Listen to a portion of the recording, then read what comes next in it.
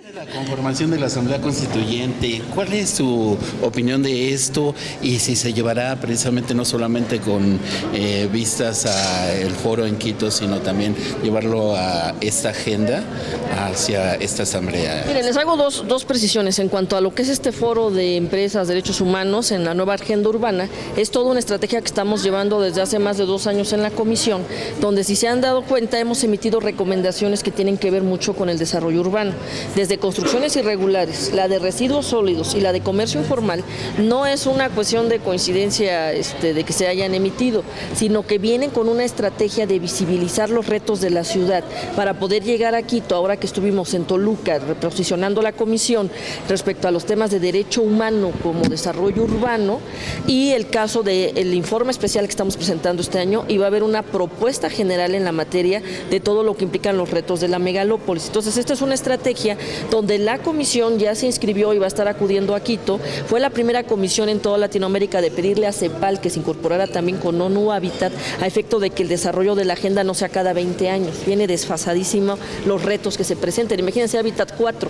20 años después, yo creo que no es lo más conveniente y es una revisión que queremos que se haga. Otra es que si se logra que, como viene en el proyecto de la Constitución, que aparezca el derecho a la ciudad como derecho humano, sería inédito en toda Latinoamérica, que sería la primera constitución que viene este derecho. Y no es menor que sí venga en una constitución de una ciudad, porque trastoca 12 derechos, y es el tema derecho al agua, derecho a movilidad, derecho a inclusión, la agenda que trae ese dato incluso de derecho a vivienda con visión de género. Nosotros coincidimos y más bien estamos haciendo la agenda amplia e inclusiva de esos 12 derechos que concentra el derecho a la ciudad. Entonces, el día de hoy esta agenda va mucho a escuchar ahora al sector privado,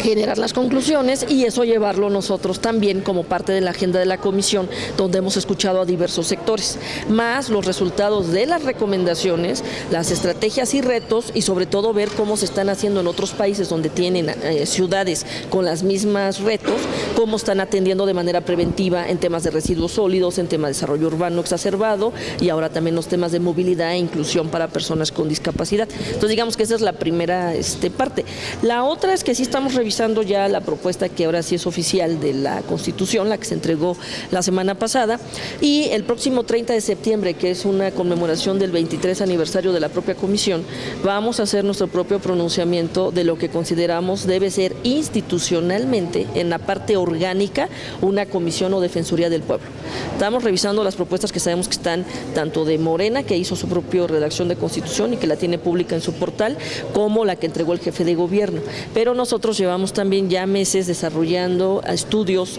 comparativos de todas las comisiones de derechos humanos del país, de todas las comisiones o defensorías de Latinoamérica y España, y estamos viendo cuáles serían en las mejores prácticas los requisitos de cómo estructurar una institución defensora de derechos humanos en la ciudad con los principios de París, que es la base que debe de estar, respetando su autonomía, su suficiencia presupuestal y su consolidación, porque 23 años de una comisión pues se debe ver reflejado ahora en este reto de la Constitución, siempre de manera propositiva y respetuosa, porque sabemos que habrá toda la serie de debates y reflexiones, y en ese sentido el próximo, de este viernes en 8, estaremos ahí convocándolos para hacerles de su conocimiento y de conocimiento público el posicionamiento de la comisión respecto a cuáles serían los mínimos estándares que debe tener una institución, ni siquiera digo todavía ni comisión ni defensoría, sino una institución defensora de derechos humanos. Doctora, ya lo mencionó la cuestión presupuestal.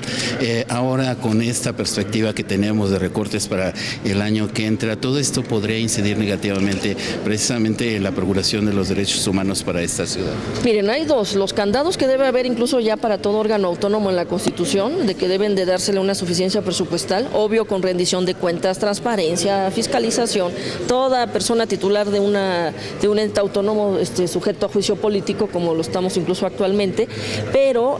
sí que haya esa autonomía presupuestal que a la fecha no está reflejado en instrumentos. Yo espero que eso se valore. Pero la otra, y ya lo estamos haciendo en nuestras recomendaciones, es que ya no puede ser pretexto la falta de recursos para el cumplimiento en el pago de indemnizaciones o políticas públicas. En la última recomendación que hicimos incluso de residuos sólidos, dijimos que tendrían que reorganizar el presupuesto disponible para priorizar en su momento temas de derechos humanos. No hay que olvidar que en la Ciudad de México existe una ley que sí obliga a esa transversalización del presupuesto con visión de derechos humanos, y la forma de cumplimiento ahora es que no esperamos a que hasta que no tengan una suficiencia cumplan, sino que con lo que tengan disponible prioricen y cumplan, porque si nos quedamos a como viene ahora, y sí también es un reto que hay que visibilizar de lo que implicarán los debates en el Congreso, de que se haya quitado el fondo de capitalidad o incluso los temas de programas colaterales como el de discapacidad que también impacta a la ciudad.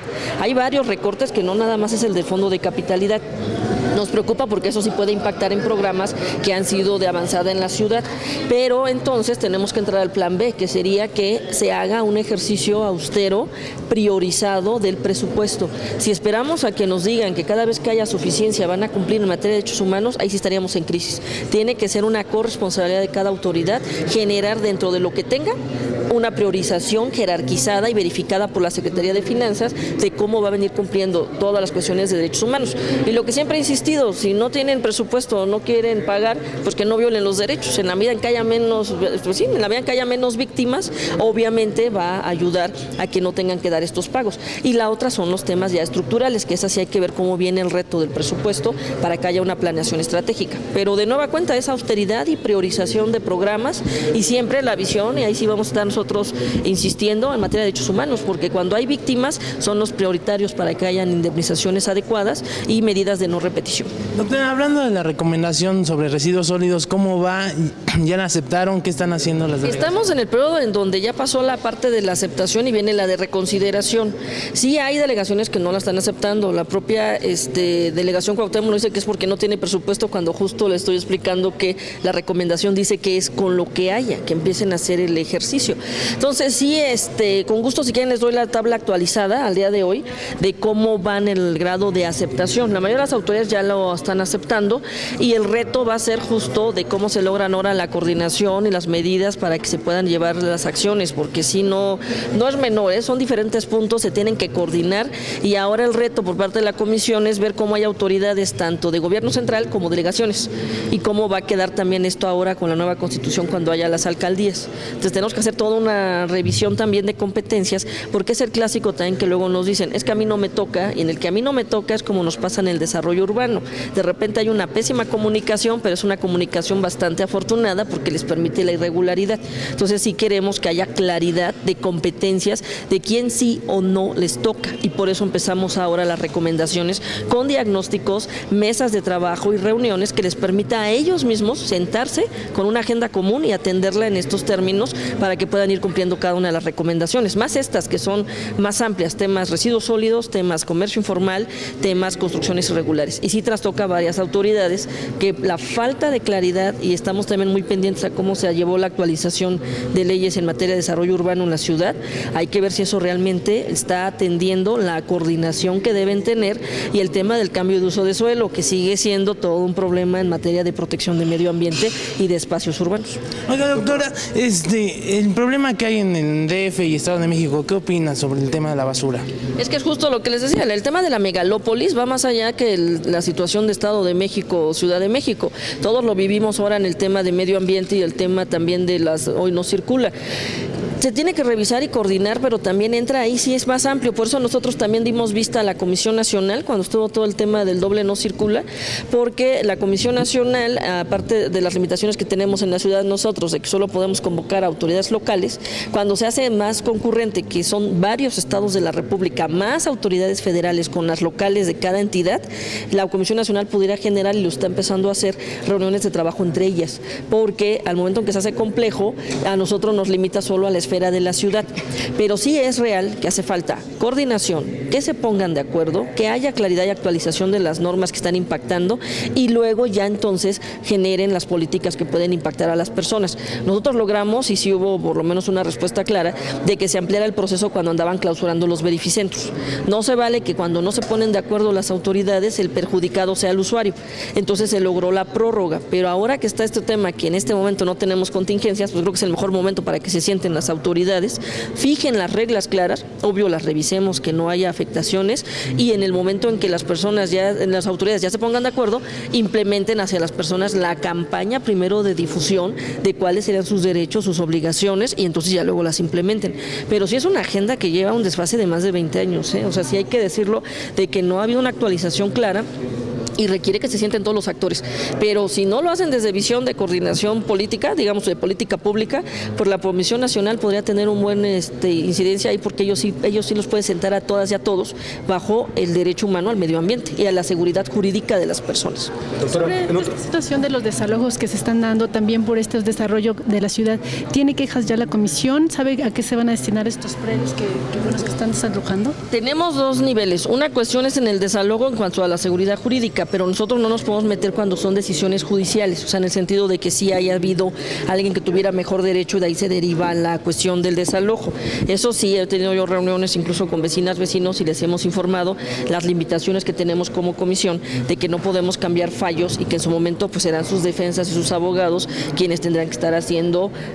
ahí las acciones ante autoridades judiciales. Y la otra es la revisión de este uso o cambio que pudieran tener en construcciones históricas en la ciudad. Eso actualmente se está verificando en la tercera visitaduría y forma parte de otra revisión que estamos haciendo, no solo de las construcciones irregulares, sino ahora de construcciones que tienen una determinada característica histórica y cuáles son las condiciones tanto de INAH, que en su momento tiene que dar la autorización, y el hecho de que debe existir, porque no existe actualizada una base de datos en la ciudad de cuántos edificios se consideran con esas características, porque por un lado lo tiene en materia federal y en materia local falta también que se coordinen para que vean cuáles son, porque el clásico de que dicen ya lo demolí, luego pido el permiso y luego INAH salta y dice perdón, era un monumento histórico, es porque falta una lista actualizada de todas de ambas instituciones para antes siquiera de dar los permisos de construcción. Hay que ver ahora cómo viene de ver a lo de la semana pasada, le pueden ahí dar un seguimiento de las leyes que acaban de aprobar en la Asamblea. Venía una parte muy interesante porque ahora dice que el delegado se puede oponer a que se haga la construcción. Estamos nosotros también haciendo el análisis de la ley. Esa puede ser excelente porque ha sido un problema también cuando llegan vecinos y vecinos y hay riesgo u obra peligrosa, pues a la fecha tenemos temas de lo de construcciones irregulares que no fueron aceptadas por delegaciones y el vecino sigue en riesgo de que pueda tener una cuestión de afectación en su vivienda. Entonces el hecho de que ahora el delegado tenga la facultad también tiene la obligación, cuando los vecinos lleguen a requerirlos, puede ayudar como contrapeso a que no haya la afectación, que se suspenda hasta que se revise, haya claridad a toda la comunidad y entonces ya pueda seguir o no la obra. Entonces esa lo estamos revisando, apenas se aprobó la semana pasada. Y con este análisis de los predios que están haciendo, ¿ustedes darían un aviso o alertarían de que, por ejemplo, el uso de todo es tal y no se puede construir con tales características? Nosotros mandamos, sí, en este caso, a diferencia de cuando son desalojos que tenemos la limitación por ser tema judicial, en los temas donde sí pudieran estar generando condiciones de demolición y que nosotros tengamos una solicitud también de información para ver si es o no monumento histórico, sí estamos mandando medidas precautorias de que se esperen a que haya la información completa y que nos justifiquen ellos a nosotros que ya tienen todo el aval de las instancias correspondientes y que se están tomando las medidas o que tienen la autorización para llevar el tipo de obra que estén llevando. En esos casos sí estamos tratando de ser más en una visión preventiva y no tanto ya de las que hemos emitido, que lamentablemente es cuando ya hubo la afectación. Y la otra es cuando son los fraudes de compradores de buena fe, porque ahora cambian uso de suelo, generan el edificio y no podemos pedir demolición porque hay compradores de buena fe y ahí se entorpece todo el procedimiento ya en materia de derechos humanos. Entonces estamos tratando que haya un que ahora con esta ley que se aprobó la semana pasada, esperemos sea el que revisen y puedan objetar los delegados, pero que sepan vecinas y vecinos que también pueden obligar a los delegados a que asuman esa competencia. Entonces va a ser interesante, todavía estamos viendo qué otras leyes y cómo salieron las aprobaciones, ver cuándo las van a publicar, porque obviamente pues una cosa es la aprobación, otra es ya el consejería que las apruebe, y en ese sentido nos puede ayudar a ver si sí o no hay una incidencia en desarrollo urbano, ahora sí, con visión de derechos humanos que sea más organizado. Entonces no tiene ningún desalojo ilegal, o sea que no haya orden de juez, ¿han sido todos legales? Pues nosotros en el momento en que hay debido proceso y no tenemos una cuestión donde haya una irregularidad de que se les haya permitido presentar pruebas y demás, nosotros no nos podemos pronunciar. Lo que generalmente pasa es que llegaron a una ocupación que se determinó por un juez que valida si eso no legal y de ahí procedió o no el desalojo. Entonces pues digo que son dos momentos, una cosa son los temas de desalojo y sí les hemos explicado para que no genere una expectativa donde son limitaciones de la comisión que nosotros no nos podemos pronunciar, ni siquiera podemos revocar ni suspender fallos de jueces. Y otra distinta, eso sí, que es una construcción histórica o de otra naturaleza, en el cambio de uso de suelo o lo que quieran hacer, sí tenga, en este caso, los permisos y las autorizaciones correspondientes por ser monumento histórico. O sea, son dos momentos. Ya por último, doctora, en otro tema, ¿tiene conocimiento usted sobre la explotación infantil que existe en la central de abastos? ¿La comisión tiene tienen quejas abiertas? Pues déjate verifico si quieres, para no darte un dato impreciso, si tenemos alguna alerta o algo en estos temas, y te pasamos la información. Claro, por y ya de ahí te la digo. En cuanto a eso, el portal de noticias que vamos a estar realizando investigaciones respecto a toda una red de explotación infantil que abarca a niños de 7 a 15 años de edad y que trabajan como diableros en las bodegas de frutas y verduras ante la omisión de autoridades de la Secretaría de Desarrollo Económico y de Trabajo y Fomento a la... Verificamos para que veamos si tenemos algún reporte y ver si en su momento entraría de entrada primero a la quinta visitaduría como derecho humano o laboral o a la cuarta por el tema de derechos niñas y niños, pero déjate verifico primero el dato y cuando sale también alguna nota nosotros tenemos como atribución poder abrir quejas de oficio, entonces no descartamos que también por ahí podemos empezar una ruta de investigación. ¿Y cuanto al inconveniente, cuál sería su opinión? Pues justo déjate doy la información y con todo gusto. Doctora, nada más, ¿alguna postura de la comisión con respecto a estas manifestaciones que se han realizado pues de los de defensa de la familia y ahora del Frente Orgullo? Mira, lo hemos dicho con toda claridad y tenemos el pronunciamiento en vía boletín y ahorita estamos incluso hoy en un rato voy a ir a COPRED también a ponernos de acuerdo, porque lo primero que estamos identificando es que se requiere información más asertiva. O sea, que no implica la reforma que estuvo proponiendo el Ejecutivo Federal, porque lamentablemente se ha desvirtuado un mensaje que pareciera que alerta a cosas que ni siquiera están previstas en ninguna propuesta. La segunda es que en materia de libertad de expresión, todo lo que tiene que ver con discriminación, exclusión o generar diferencias que no permitan a las personas ejercer sus derechos plenamente, no deben ser tolerados. O sea, ahí sí no tiene que ver la libertad religiosa. Aquí es un tema de no discriminación garantizado en el artículo 1 constitucional y de conquistas históricas que ya tenemos en la ciudad. Entonces hemos sido muy prudentes en el tema de sí pronunciar de que la Comisión en materia de derechos humanos vamos por la dignidad de las personas y bajo ningún principio religioso se puede invocar que haya exclusión o discriminación a nadie o que haya ciudadanos o personas de segunda frente a derechos que pueden ejercer válidamente. Pero eso, te digo, es como que una reflexión del siglo XXI cuando de repente me salto al oscurantismo. O sea, sí hay que decirlo con claridad. Preocupa que de repente haya mensajes regresivos. Con todo respeto, pero sin tolerancia en mensajes de incitación al odio. Eso también está por estándar internacional. Y la otra es del acompañamiento y de que no caigan en provocación las organizaciones LGBTTI. No hay necesidad. Yo creo que también en una sociedad democrática y plural puede haber diálogo, puede haber comprensión, pero también mucha claridad de que no es para que se pierdan los derechos. Y por eso estamos generando ahora una campaña donde queremos entrar con todos los ombus móviles afuera de mercados, escuelas, donde simplemente se le diga a las personas qué implica un matrimonio igualitario, qué implica no discriminar a alguien, qué implica derechos adquiridos, o sea, de una manera positiva. Y ya sobre eso entonces estaremos